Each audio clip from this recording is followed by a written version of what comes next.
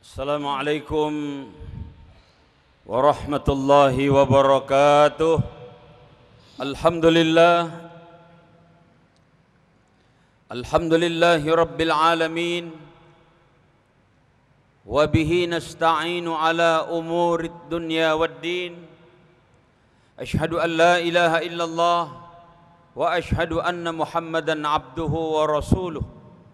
Allahumma salli ala Muhammad sallallahu alaihi wa ala alihi wa sallama tasliman katsira. Amma ba'du ayyuhan nas, usikum bitaqwallah la'allakum turhamun. Qala Allah ta'ala fil Qur'anil Karim, a'udzu billahi minasy syaithanir rajim. Bismillahirrahmanirrahim. Falamma balagha ma'ahu as-sa'ya qala ya bunayya inni ara fil manami anni azbahuka fanzur madza tara. Qala ya abati if'al ma tu'mar satajiduni insya'allahu minas sabirin. Sadaqallahul azim. Ma'asyiral muslimin rahimakumullah, jamaah Jumat yang dimuliakan Allah, mari kita awali khutbah hari ini dengan memanjatkan puji syukur kepada Allah Subhanahu wa taala atas anugerah nikmat yang diberikan kepada kita, dan nikmat yang diberikan itu tidak mampu kita menghitungnya. Allah hanya mengingatkan kita, sekecil apapun nikmat yang aku berikan, syukuri, dan itu pasti aku tambah. Tapi kalau tidak, maka balasanku amat pedih. Dalam Al-Quran Allah berfirman, la in syakartum la'azidannakum wa la in kafartum inna azabi lasyadid. Salawat dan salam kepada Nabi kita Muhammad sallallahu alaihi wasallam. Semoga kita senantiasa mendapatkan syafaat dari beliau hatta yaumil qiyamah insyaallah. Begitu juga keluarga dan sahabatnya. Selaku khatib, saya mengajak, mari kita tingkatkan iman dan takwa kita kepada Allah. Iman kepada Allah adalah satu keyakinan bahwa kita dari Allah dan satu saat akan kembali kepada Allah, cepat atau lambat. Takwa kepada Allah berarti melakukan yang diperintahkan oleh Allah dan meninggalkan yang dilarang oleh Allah. Jangankan perintah Allah kita patuhi, perintah pimpinan kita, perintah komandan kita, perintah atasan kita, kalau kita patuhi, insya Allah kita akan mendapatkan reward, kita akan mendapatkan penghargaan. Apalagi kalau aturan dan perintah Allah kita patuhi. Begitu juga kalau larangan Allah kita tinggalkan.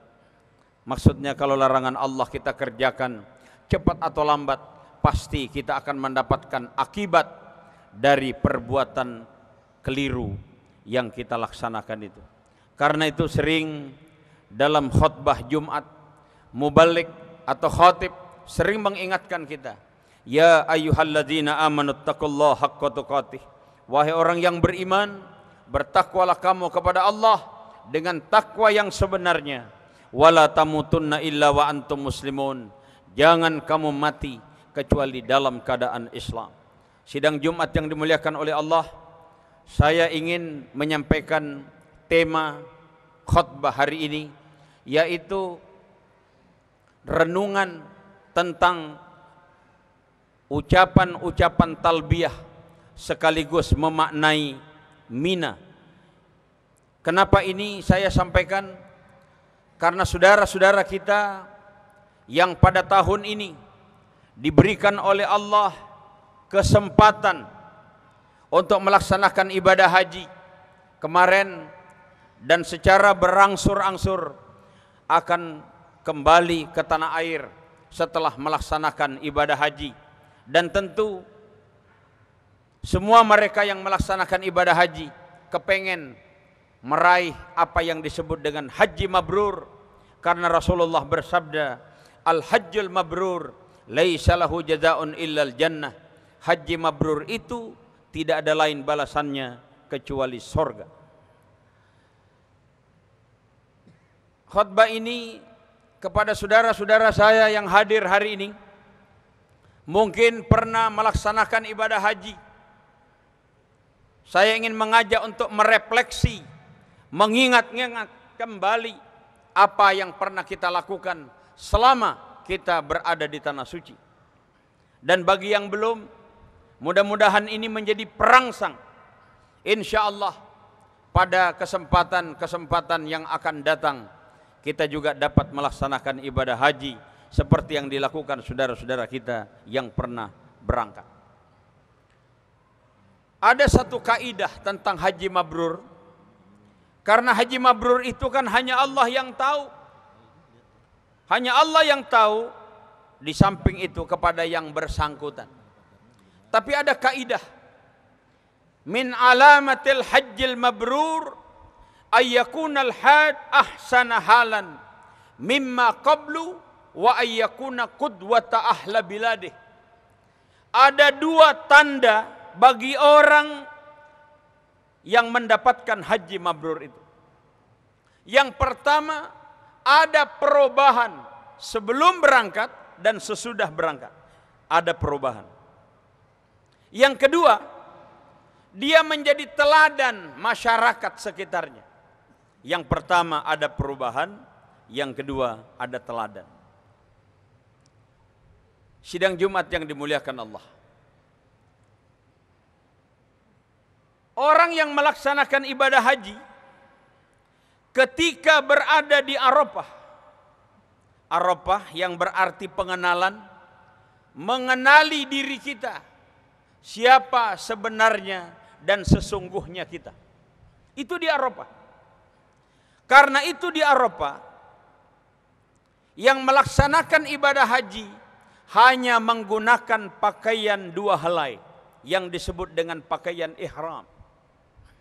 Satu untuk penutup bagian bawah dan satu untuk selendang bagian atas. Dan tidak lagi ditambah yang lain.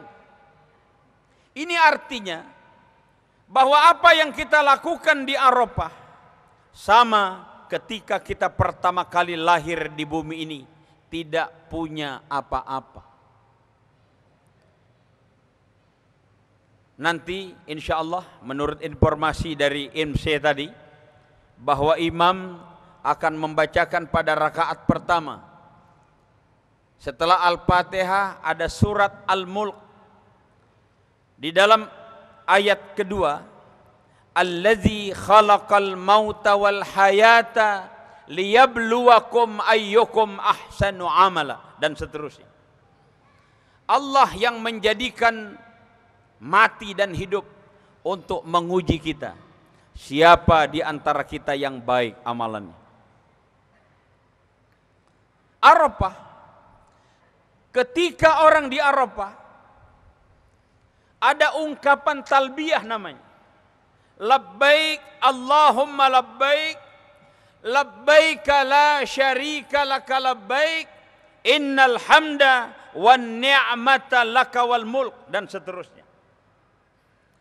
Setelah kalimat labbaik ada innal hamda.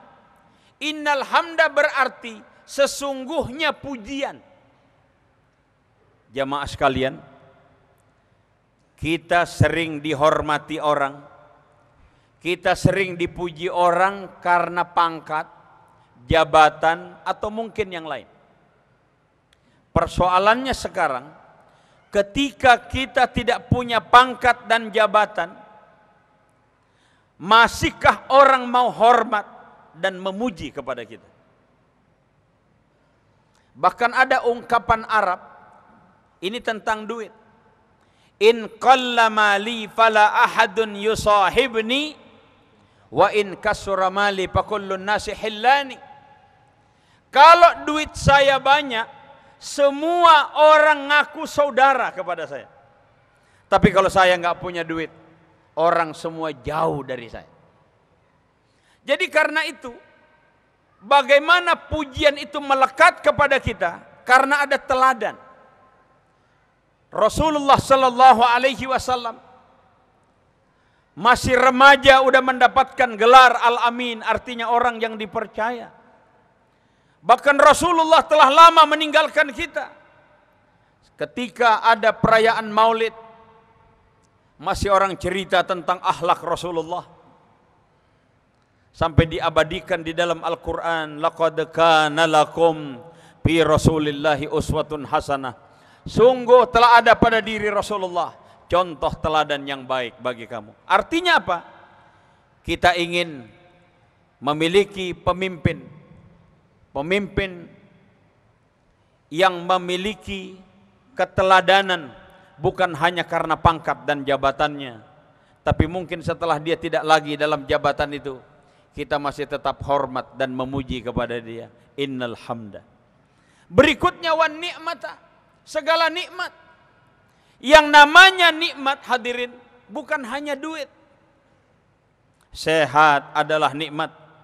Orang sering mengatakan sehat itu mahal, betul. Tapi menurut saya sehat mahal, tapi kalau udah sakit lebih mahal. Tengoklah sekarang orang kalau sakit. Bahkan satu keluarga kita yang sakit, anak kita sakit, mungkin ibunya nungguin, nggak tega bapaknya pun ikut nungguin. Jadi kadang-kadang semua berada di rumah sakit. Satu yang sakit, satu keluarga bisa sakit. Artinya apa? Bukan hanya sehat itu mahal, tapi kalau sakit malah lebih mahal. Mari kita jaga kesehatan kita, karena itu adalah bagian nikmat yang luar biasa. Sidang Jumat yang dimuliakan Allah, innal hamda wan ni'mata wal mulka la syarikalak, semuanya adalah milik Allah. Karena itu sesungguhnya kita ini hanya yang namanya pangkat, yang namanya jabatan, yang namanya uang, kita ini hanya dititipi sementara. Pangkat, jabatan, itu hanya mungkin kalau bukan kita yang meninggalkan, dia yang akan meninggalkan kita. Karena itu kalau saja setiap jamaah haji, orang-orang yang pernah wukuf di Arafah memaknai kalimat-kalimat yang dia baca dalam talbiyah, kita berharap ada perubahan dan sekaligus ada teladan yang dihadirkan di tengah-tengah kita. Itulah yang diharapkan melalui haji yang namanya haji yang mabrur. Berikutnya jamaah sekalian, Mina. Ternyata Mina, setelah orang dari Arafah kemudian Musdalifah, dari Musdalifah dia ke Mina. Mina itu punya 3 arti. Mina berarti harapan. Kenapa? Karena Nabi Adam dibisiki oleh Jibril, maksudnya malaikat Jibril, bahwa Nabi Adam akan bertemu dengan istrinya Siti Hawa yang setelah sekian tahun berpisah. Bahkan dalam riwayat 200 tahun berpisah, itu akan bertemu dengan Nabi Adam dan Siti Hawa. Ada harapan. Sama dengan saudara-saudara kita yang haji, ketika berada di Mina ada harapan. Harapan untuk semakin baik, harapan untuk semakin memperbaiki diri. Dia akan merenungi apa yang pernah dia kerjakan. Ketika di Madinah, dia melakukan yang namanya arba'in. Arba'in melakukan sholat 40 waktu. Ulangi, melakukan sholat 40 waktu di Madinah. Kenapa? Karena setiap jamaah akan berada di Madinah 8 hari, 8 kali 5 waktu menjadi 40 waktu. Bahasa Arabnya namanya arba'in. Semua orang berlomba untuk mendapatkan arba'in. Karena itu kita kepengen agar saudara-saudara kita yang berangkat haji kemudian kembali, arba'in dimaknai sebagai bentuk melakukan arba'in bukan hanya di Madinah, tapi arba'in di Mekah, arba'in setelah kembali melaksanakan ibadah haji. Maksudnya adalah setiap sholat yang ia lakukan selalu dengan berjamaah. Sidang Jumat yang dimuliakan oleh Allah. Kemudian Mina. Mina juga berarti mengalirkan darah. Kenapa? Karena dalam riwayat Tadi saya bacakan ayatnya, ketika Nabi Ibrahim bermimpi pada saat Ismail menginjak remaja untuk menyembelih putranya.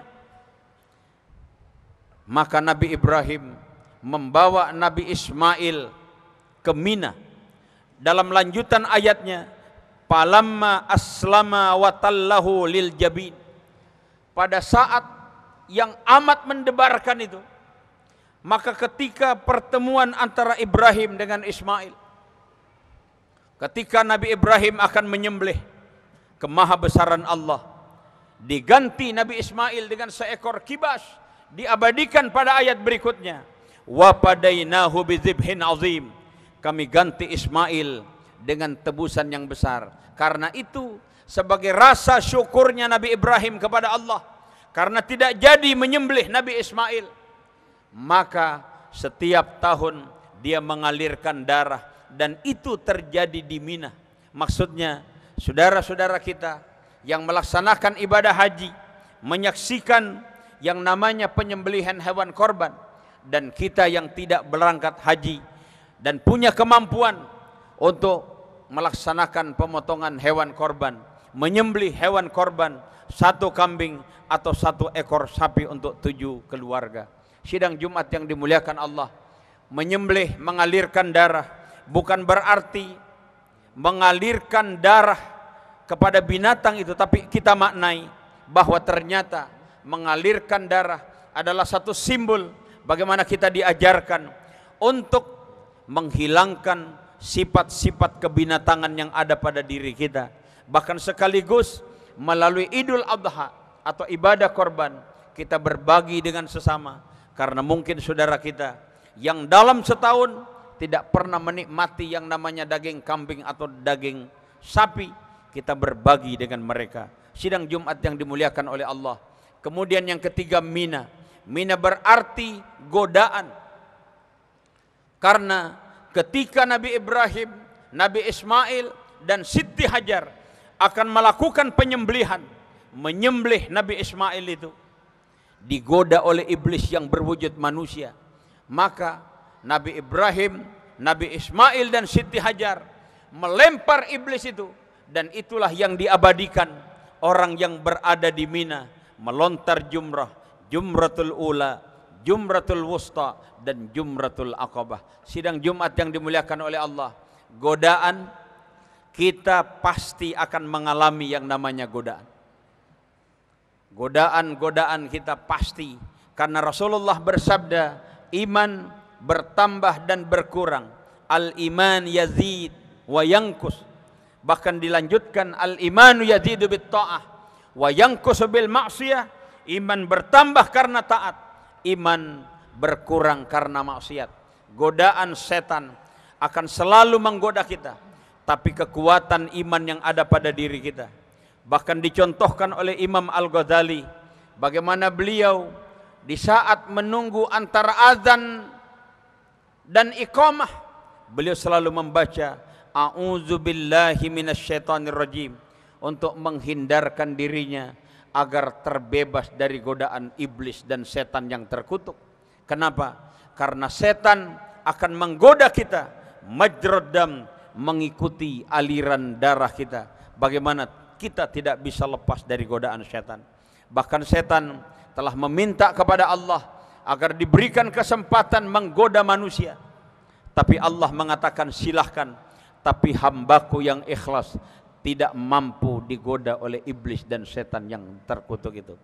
Inilah khutbah kita hari ini, untuk merenungkan kalimat-kalimat yang ada dalam talbiyah, untuk memaknai hakikat yang berada ketika orang melontar di Mina, untuk kita aplikasikan di dalam kehidupan kita sehari-hari. Sekaligus juga kita berharap bahwa saudara-saudara kita, termasuk kita yang pernah melaksanakan ibadah haji, semoga ibadah haji kita menjadi ibadah haji yang mabrur, yaitu ada perubahan sepulang dari haji, sekaligus menjadi teladan bagi masyarakat sekitar kita. Semoga Allah mengampuni dosa dan kesalahan kita. Semoga Allah memberikan kepada pemimpin-pemimpin kita kejernihan berpikir. sekaligus untuk membawa negeri tercinta ini kepada apa yang diabadikan oleh Al-Quran menjadi baldah thayyibah warbun ghafur, yaitu negeri yang baik yang senantiasa mendapatkan keberkahan dan keridhaan Allah. Amin ya rabbal alamin. Barakallahu li wa lakum fil Qur'anil azim wa nafa'ani wa iyyakum bima fihi minal ayati waz zikril hakim wa taqabbala minni wa minkum tilawatahu innahu huwal ghafurur rahim. Alhamdulillah, alhamdulillahil jabbaril azim, al-qahharil qadim, al-ghaffarir rahim, alladzi 'azzama an tuhita bihil awham wa 'azza fala yudrik wa la yuram. Allahumma salli ala Muhammad sallallahu alaihi wa ala alihi wa sallama tasliman katsira. Amma ba'd. Ayuhan nas ittaqullaha haqqa tuqatih wa la tamutunna illa wa antum muslimun. Innallaha amarakum bi amrin ba'da fihi bi nafsihi wa sanna bi malaikatihi wa ayyaha bil mu'minina min ibadihi. Faqala 'azza min qail innallaha wa malaikatahu yusalluna 'alan nabi يا أيها الذين آمنوا صلوا عليه وسلموا تسليما. اللهم صل على محمد وعلى آل محمد كما صليت على إبراهيم وعلى آل إبراهيم وبارك على محمد وعلى آل محمد كما باركت على إبراهيم وعلى آل إبراهيم في العالمين إنك حميد مجيد. وارض اللهم عن أربعة الخلفاء الراشدين أبي بكر وعمر وعثمان وعلي وعلى البقية الصحابة والتابعين وعلينا معهم برحمتك يا أرحم الراحمين. اللهم اغفر للمسلمين والمسلمات والمؤمنين والمؤمنات الأحياء منهم والأموات إنك سميع قريب مجيب الدعوات. اللهم اجعل حجنا حجا مبرورا، اللهم اجعل حجهم حجا مبرورا وسعيا مشكورا وذنبا مغفورا وعملا صالحا مقبولا وتجارة لن تبور. يا عالم ما في الصدور أخرجنا يا الله من الظلمات إلى النور. ربنا آتنا في الدنيا حسنة وفي الآخرة حسنة وقنا عذاب النار. عباد الله، إن الله يأمر بالعدل والإحسان وإيتاء ذي القربى وينهى عن الفحشاء والمنكر والبغي يعظكم لعلكم تذكرون ولذكر الله أكبر.